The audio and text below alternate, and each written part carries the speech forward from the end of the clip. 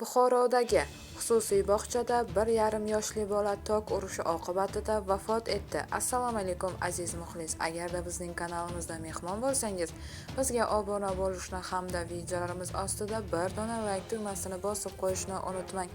28-mart kuni Buxoro tumanidagi oilaviy nodavlat maktabgacha ta'lim tashkilotida 2023-yilda tug'ilgan bolani tok urgan.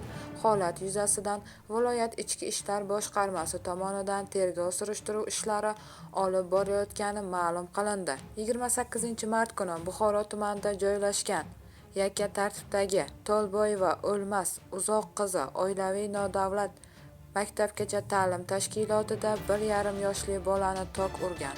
Bola vafot etgan. Bu haqda viloyat bog'cha va maktab ta'limi boshqarmasi ma'lum qildi. O'rganishlarga ko'ra, vafot etgan bola 2023-yilda tug'ilgan, tarbiyalanuvchi bo'lgan.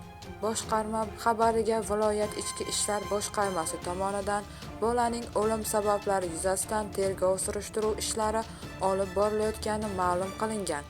Shuningdek, rasmiy xabarda holat bo'yicha qo'shimcha ma'lumot berish aytilgan.